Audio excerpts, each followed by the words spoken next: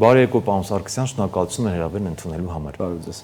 Պարոն Սարգսյան, միասին փորձելու ենք ամփոփել անցնող շաբաթվա կարևոր եւ ուշագրավ իրադարձությունները, սակայն ոչ արտաքին քաղաքականության մասով, այլ տնտեսության մասով։ Եվ այսպես ապրիլի 2-ին Միացյալ Նահանգների թիվ 1 գերտերության ղեկավար Դոնալդ Թրամփը կարծես կրկին ինչ որ որոշում ընդունեց, մի մասը ասում է դա կամայական որոշում է, մի մասը ասում է ոչ այդպես էլ պետք է լինի եւ դրա համար ենք խոսելու։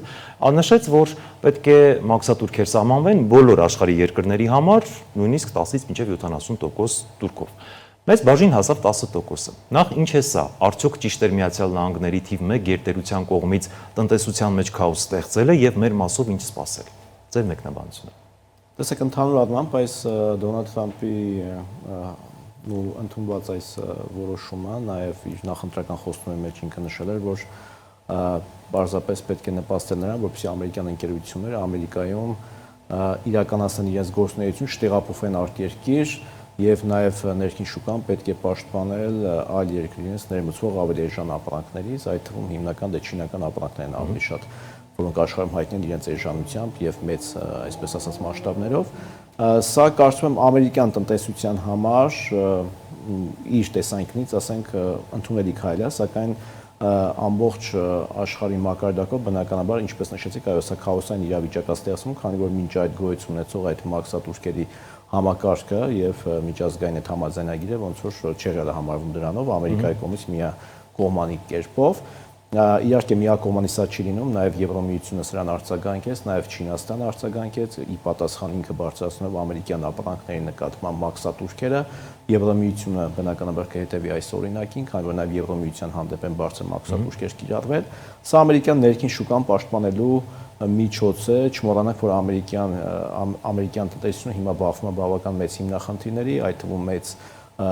պարտքը առելի չափով, որը գերազանցում է արդեն ԱՄՆ-ի ՀՆԱ-ն, շուրջ 125% է կազմում ՀՆԱ-ի,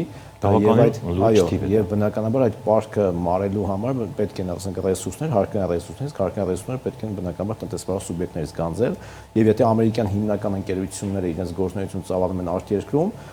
իրենք այնտեղ էլ հարկ են վճարում, այսինքն ինքը փորձում է այս քայլերով Ամերիկա վերադարձնել այն արտադրությունները, որոնք ժամանակին լքել են Ամերիկան։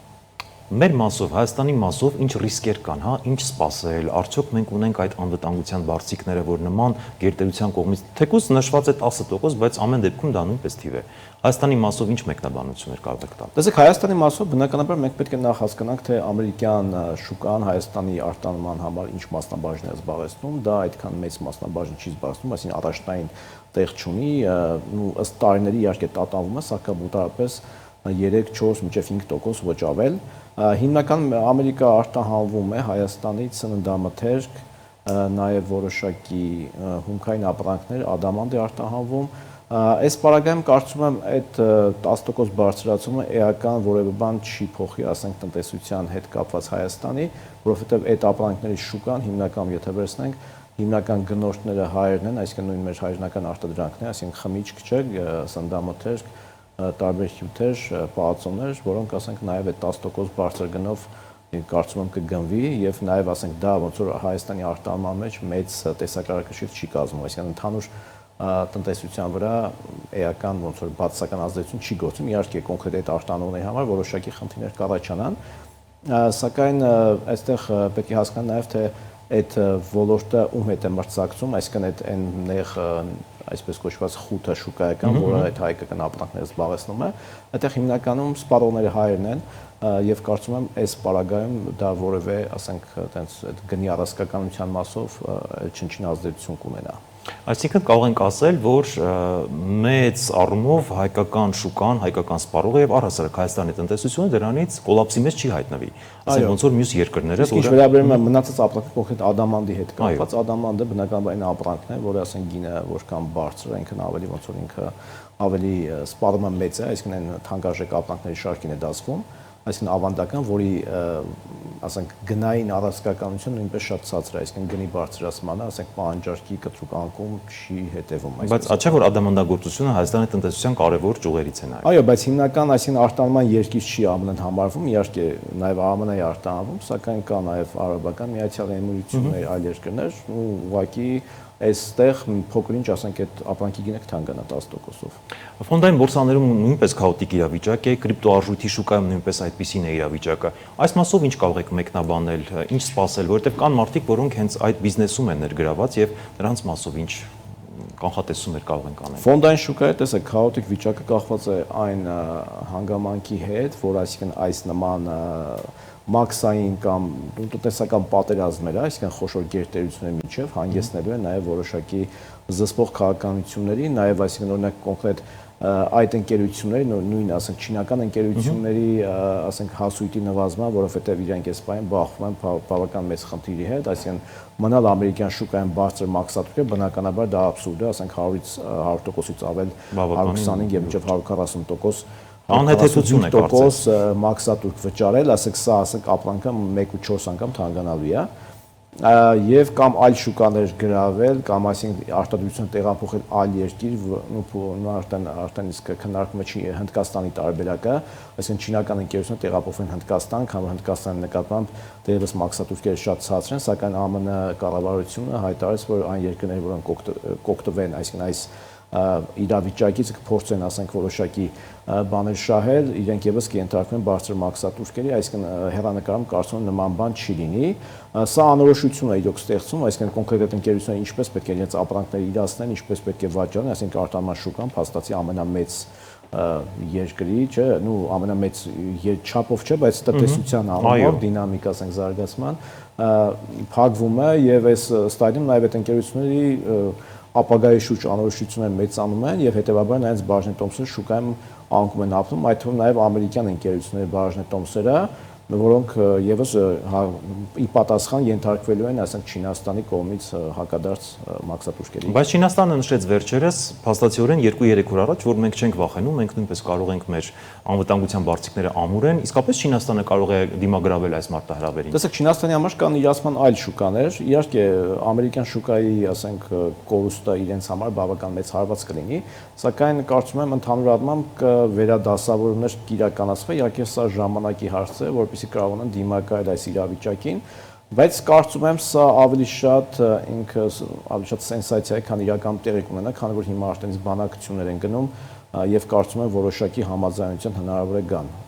այդ թվում Դոնալդ Թրամփի հայտարարությունների մակարդակով, որ ինքը Դոնալդ Թրամփը սիրում է էքսենտրիկ շոուներ, երևի այդ մասից այո, այսինքն քանի որ նախընտրական խոստումների մեջ եղել էր, այսինքն փորձում է այս քայլերով, այսինքն չգիտեմ, առանց խորը վերլուծությունների նման կամ միգուցե ինքը սպասում էր թե հակադարձ ինչ բան կունենա եւ չէր հաշվարկել նույն Չինաստանը, նույն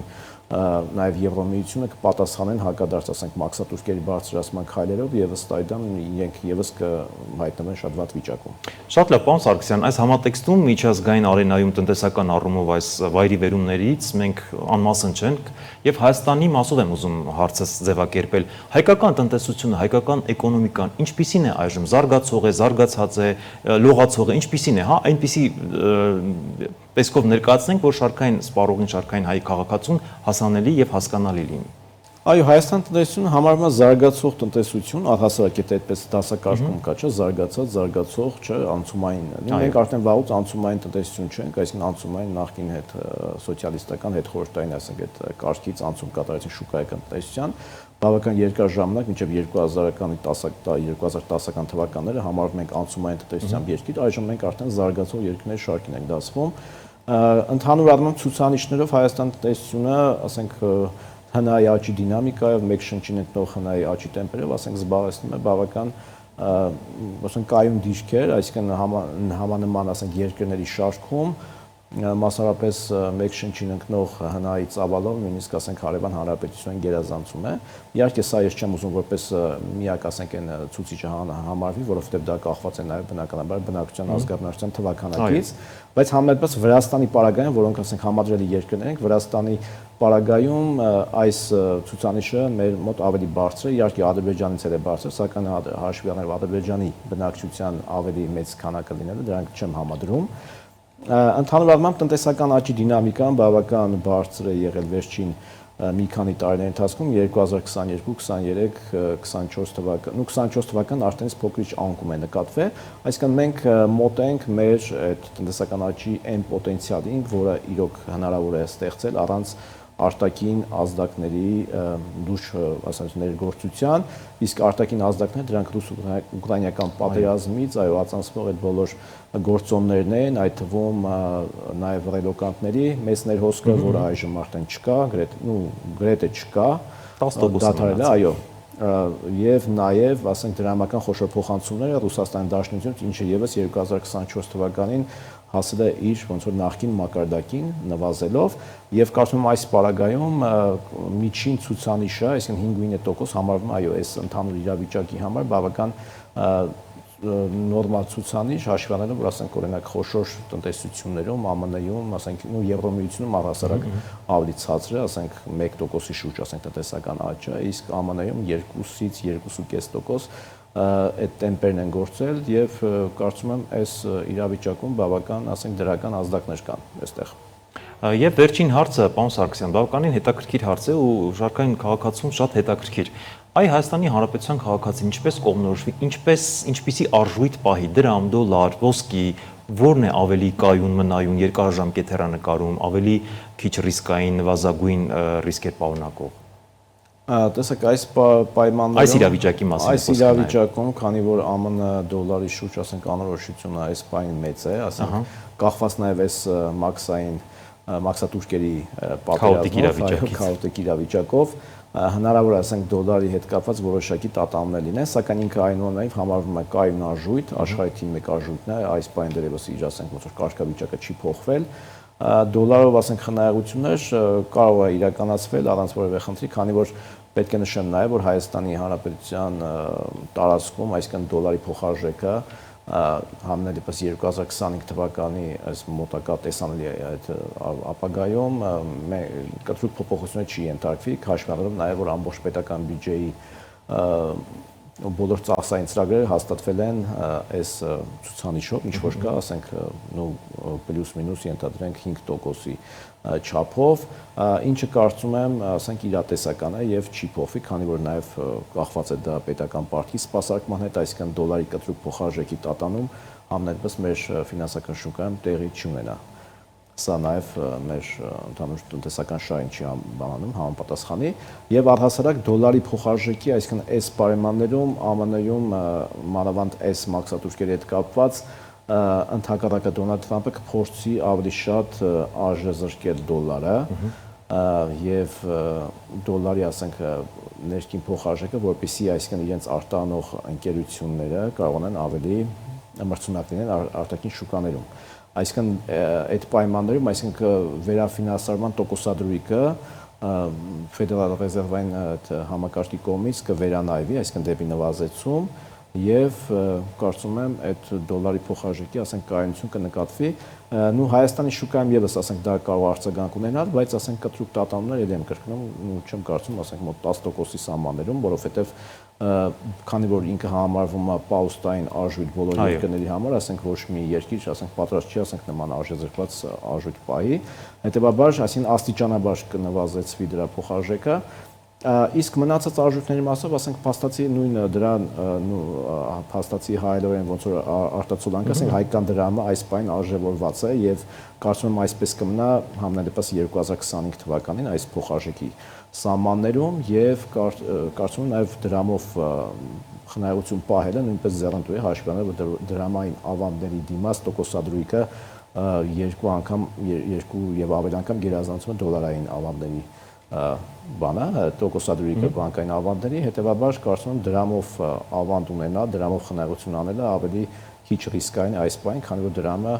նաև մենք, քանի որ ներգրաված չենք միջազգային ֆինանսական շուկաներում, Հայաստանի տնտեսությունը, Հայաստանի ֆինանսական շուկան, ուստի այսինքն կտրուկ տատանումների ենթակա չի, հետեւաբար դրամի փոխարժեքի կտրուկ տատանումներ մոտ ապագայում հաստատ ինձ թվում է չենք տեսնի։ Շնորհակալ եմ, պարոն Սարգսյան, մեր հրավերն ընդունելու համար։ Ես եմ շնորհակալ։